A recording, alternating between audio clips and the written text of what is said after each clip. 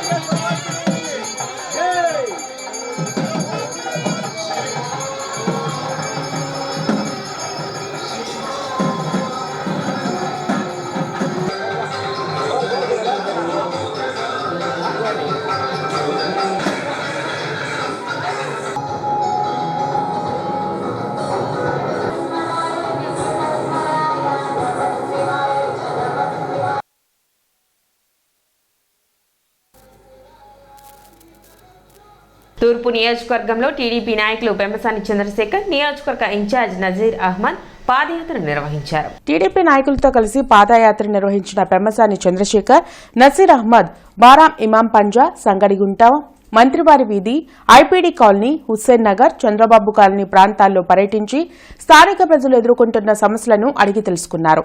YCP ప్రభుత్వంలో కనీసం డ్రైనేజీల నిర్మాణం కూడా చేయకపోవడంతో తీవ్ర ఇబ్బందులు పడుతున్నామని ప్రజలు చెబుతున్నారన్నారు. టీడీపీ ప్రభుత్వం వస్తేనే పేదలు సంతోషంగా ఉంటారన్నారు. రానున్న ఎన్నికల్లో వైసీపీ పార్టీకి తగిన బుద్ధి చెప్పేందుకు ప్రజలు సిద్ధంగా ఉన్నారన్నారు. టీడీపీ సంక్షేమ పథకాలను ప్రజలకు వివరిస్తూ తాము ముందుకు సాగుతున్నట్లు తెలిపారు. కార్యక్రమంలో నగర అధ్యక్షుడు డేగల ప్రభాకర్ తదితరులు పాల్గొన్నారు. పెమ్మసాని గారు ఈ రోజున అందరికి కూడా ఇలాగ హామీ ఇచ్చారు. మేము వచ్చిన ఇమ్మీడియట్లీగా గవర్నమెంట్ ఫామ్ చేసిన మరుక్షణమే ఇక్కడ ఉన్నటువంటి రోడ్ల మీద దృష్టి పెట్టి డ్రైనేజీ వ్యవస్థ, రోడ్ల వ్యవస్థ డెఫినెట్గా మేమంతా పూర్తి చేస్తామని ప్రజలకు హామీ ఇచ్చి ఇక్కడ ప్రతి చోట కూడా ప్రతి కార్యకర్తను కూడా పలకరించి ప్రతి ఒక్కరు కూడా ఆనందంగా ఉన్నారు. తెలుగుదేశం పార్టీ ఎప్పుడు వస్తుందని చెప్పి ఎదురు చూస్తూ ఉన్నారని చెప్పేసి తెలియజేస్తూ ఉన్నాను. ముఖ్యంగా రంజాన్ తోఫా కానివ్వండి, పేదలకు విద్య కోసం ఇచ్చేటువంటి కానుకలు కానీ, అలాగే పెళ్లి కానుక కానీ అనేక సందర్భాల్లో తెలుగుదేశం పార్టీ ప్రభుత్వం చేసినటువంటి సంక్షేమ కార్యక్రమాలు తప్పకుండా రాబోయేటువంటి రోజుల్లో తెలుగుదేశం పార్టీని అధికారంలో తీసుకొస్తాం. ఈ ప్రాంతానికి పూర్తిగా అవగాహన చేసుకొని అభివృద్ధి చేసేటువంటి కార్యక్రమాన్ని చేస్తానని చెప్పి ఆయన అందరికీ కూడా రుజువు చేస్తూ హామీ ఇస్తూ పెద్ద ఎత్తున ప్రజలతో మమేకమవుతూ రాబోయేటువంటి రోజుల్లో ఒక సుపరిపాలన కోసం ఈరోజు చంద్రబాబు నాయుడు గారు పంపించినటువంటి వరంగా మేమందరం కూడా భావిస్తా ఉన్నాం. మోడీ రిమోట్ ద్వారా ఏపీ రాజకీయాలను శాసిస్తున్నారని Congress party working president Mastan Vali అన్నారు. జగన్ కూడా మోడీ పొత్తు కోసం పాకులాడి భంగపడ్డారన్నారు. జిల్లా కాంగ్రెస్ పార్టీ కార్యాలయంలో మస్తాన్ వలి మీడియాతో మాట్లాడుతూ బీజేపీతో పొత్తు పెట్టుకోమని చంద్రబాబు బహిరంగంగా చంపలేసుకున్నారన్నారు. రాష్ట్రానికి పాచిపోయిన లడ్డూలు ఇచ్చారని పవన్ కళ్యాణ్ మాట్లాడారని, ఇప్పుడు ఆయన కూడా బీజేపీ చుట్టూ తిరగడం సిగ్గుచేటన్నారు. చంద్రబాబు, పవన్ కళ్యాణ్ ఏపీ ప్రయోజనాలను మోడీకి తాకట్టు పెట్టారని ఆరోపించారు. బీజేపీతో ఎవరి ప్రయోజనాల కోసం పొత్తు పెట్టుకున్నారో చెప్పాల్సిన అవసరం చంద్రబాబు, పవన్ కళ్యాణ్కు ఉందన్నారు. రాష్ట్రంలో సలహాదారులు రాజకీయాలు మాట్లాడడం దురదృష్టకరమన్నారు. జగన్ శాండ్ మైనింగ్ దోపిడీపై షర్మిల పోరాటం చేస్తున్నారన్నారు. మోడీ బిల్లులకు జగన్ మద్దతు పలకలేదని నిరూపిస్తే తాను రాజకీయాలకు రాజీనామా చేస్తానని సవాల్ చేశారు. ఢిల్లీలో ముస్లింలు రోడ్డుపై నమాజ్ చేసుకుంటూ ఉంటే పోలీస్ శాఖ అమిత్ షా కనుసన్నల్లో నడిచిందన్నారు. నమాజ్ చేసుకునే వారిని కాలుతో తన్నడం అనేది సిగ్గుమాలిన చర్య అని, ఇలాంటి ఘటనలపై సుప్రీంకోర్టు జడ్జి విచారణ చేసి సంబంధిత మంత్రిని బర్తరఫ్ చేయాలని డిమాండ్ చేశారు. రాజకీయ ప్రయాణంలో భారతీయ జనతా పార్టీతో కలిసి పొత్తుకు పోను, నాకు బుద్ధి వచ్చింది, నేను గతంలో చేసిన తప్పు మరెప్పుడు చేయను, అనేటటువంటి మాటని సందర్భంగా ఉట్టంకిస్తూ ఉన్నాను. జనసేన నాయకుడు పవన్ కళ్యాణ్ గారు చేగో వీర బొమ్మతో వామపక్ష పార్టీలతో కలిసి చంద్రబాబు నాయుడు యొక్క విధానాల్ని, నరేంద్ర మోడీ గారిని మరీ ముఖ్యంగా వంచాడు, తెలుగు ప్రజల్ని, ఆంధ్ర ప్రజల్ని మోసం చేశాడని చెప్పి బహిరంగ సభలో చూడటమే కాదు, పాచిపోయిన లడ్డు ఇచ్చాడు అని చెప్పినటువంటి నాయకుడు పవన్ కళ్యాణ్ గారు. ఇవాళ ఏమి ఆంధ్రప్రదేశ్కి, ఆంధ్రప్రదేశ్ రాష్ట్ర ప్రజలకి ఏమి నరేంద్ర మోడీ గారు చేశారో, ఈ పొత్తు పెట్టుకున్నాడో చెప్పాల్సిన అవసరం ఉంది చంద్రబాబు నాయుడు గారికి. మున్సిపల్ ఇంజనీరింగ్ కార్మికులకు వేతనాల పెంపుపై 9 మంది అధికారుల కమిటీ నివేదికను ఆమోదించి వెంటనే జీతాలు పెంచాలని సిఐటియు రాష్ట్ర కార్యదర్శి ఉమామహేశ్వరరావు డిమాండ్ చేశారు. బ్రాడీపేటలోని యూటీఎఫ్ కార్యాలయంలో జరిగిన మున్సిపల్ కార్మికుల రాష్ట్ర స్థాయి సదస్సులో ఉమామహేశ్వరరావు పాల్గొన్నారు. మున్సిపాలిటీలో పనిచేసే పారిశుధ్య కార్మికులతో పాటు ఇంజనీరింగ్ కార్మికులకు సమానంగా జీతాలు చెల్లించాలని డిమాండ్ చేశారు. కార్మికుల నైపుణ్యానికి తగిన జీతాలను ప్రభుత్వం చెల్లించడం లేదని ఆరోపించారు. స్కిల్ వర్కర్లకు సెమీ స్కిల్ జీతాలను చెల్లించడం సరికాదన్నారు.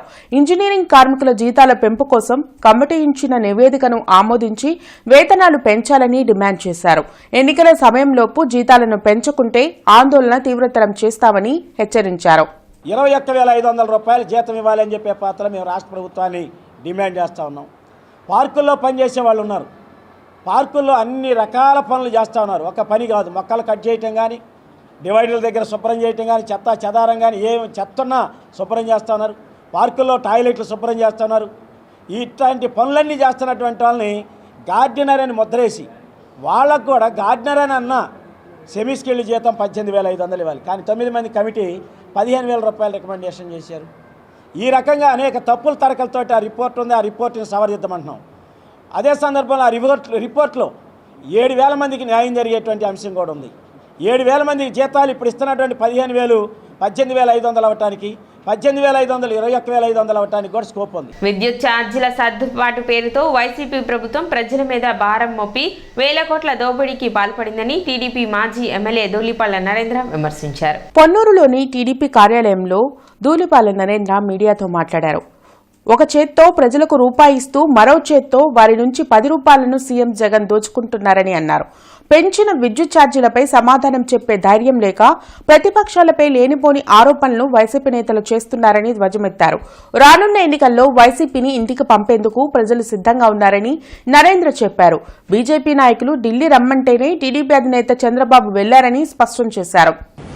కానీ తెలుగుదేశం ప్రభుత్వం అధికారంలోకి వచ్చిన తర్వాత పెద్ద ఎత్తున విద్యుత్ సంస్కరణలు కానీ ప్రాజెక్టులు కానీ తీసుకొచ్చి ఒక్క పైసా అంటే ఒక్క పైసా భారం ఇలా ప్రజల మీద. 5 ఏళ్లలో కరెంటు కోతలు అంటే తెలియదు, ఒక్క పైసా భారం అయ్యకుండా 5 సంవత్సరాలు పరిపాలన చేయడం జరిగింది. సంక్షేమం పేరుతో నేను వేస్తున్నానని చెబుతున్నాడు. ఆయన వేసేది రూపాయి, ప్రజల నుంచి కొట్టేసేది 10 రూపాయలు జగన్మోహన్ రెడ్డి. ఆయన వచ్చిన తర్వాత అభివృద్ధి లేదు, ఛార్జీల బాధుడు మట్టుకు విపరీతంగా ఉంది. మీరు ఏదైనా తీసుకోండి, కరెంటు తీసుకోండి, పెట్రోల్ డీజిల్ తీసుకోండి, ఏదైనా సరే విపరీతమైన భారం ప్రజల మీద వేయడం జరిగింది. సిటీ న్యూస్ ముగించే ముందు ముఖ్యాంశాలు మరోసారి.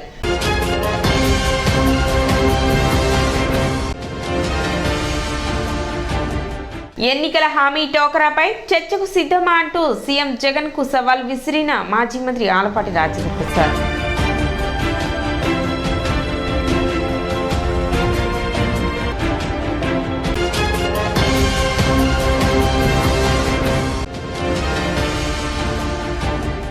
Human rights council of India Tenali నియోజకవర్గ నూతన కమిటీ ఎన్నిక.